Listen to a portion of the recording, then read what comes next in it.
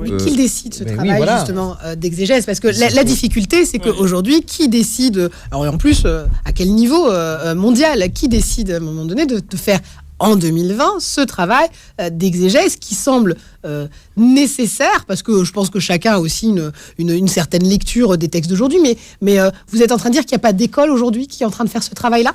En fait, le travail, il est à moitié fait. Il est à moitié fait parce que, vivant au 21e siècle, les gens, nous vivons les uns avec les autres. Nous vivons en France, il y a des musulmans, des chrétiens, des agnostiques, des juifs, bref.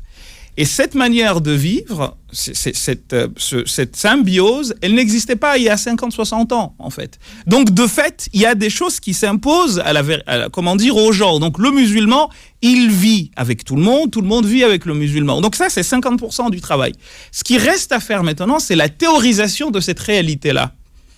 Et il y a des travaux qui sont faits par des gens, des penseurs, qui, c'est vrai, ne nous cachons pas, ne sont pas, j'ai envie de dire, ultra diffusés, étant donné que nous avons eu 50-60 ans de wahhabisation du monde, etc., avec le salafisme qui a été financé par je ne sais combien de milliards, et avec la bénédiction de certaines puissances occidentales, parce qu'on voulait lutter contre le nasserisme et la propagation du communisme, ça, je n'en disconviens pas. Mais encore une fois, que mon propos soit très clair, le Coran ne permet pas cela. Vraiment, que ce soit très compris. En revanche, le fiqh, qu'on appelle le droit, si nous revenions à cela, parce que je n'ai pas envie que demain quelqu'un vienne vous dire « Regardez les écoles juridiques musulmanes », c'est vrai, il faut vraiment que nous, musulmans aussi, nous reconnaissions cela. Dans l'héritage, dans le patrimoine du fiqh, c'est écrit, il y a des bouquins, dont un qui me vient en tête, qui s'appelle « As-Sarimul Masroul ala Shatimir Rasoul », l'épée dégainée sur celui qui insulte le prophète.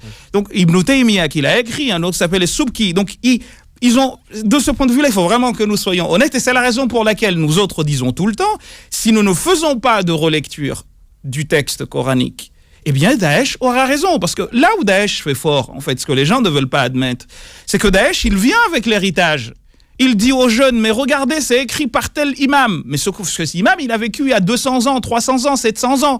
Et cette lecture-là du texte coranique, elle n'est plus appropriée. Et c'est la raison pour laquelle d'autres nous disent, oui, mais... Alors c'est ça qui est marrant, c'est que les uns nous accusent d'être vendus à la République, et d'autres nous disent d'être de 5e colonne, en fait. Parce que les deux tirent dans le même sens, en fait. C'est pour ça que je dis, les islamophobes d'un côté, et ceux que j'appelle les islamopithèques, vont dans la même direction. Ils portent peut-être des maillots différents, mais l'objectif elle-même, c'est-à-dire diaboliser le Coran et montrer que le Coran n'a pas d'autre lecture, alors que ce que vous avez dit est très juste. C'est vrai, c'est pas cautionné par le Coran, mais des lectures du Coran ont pu permettre cela.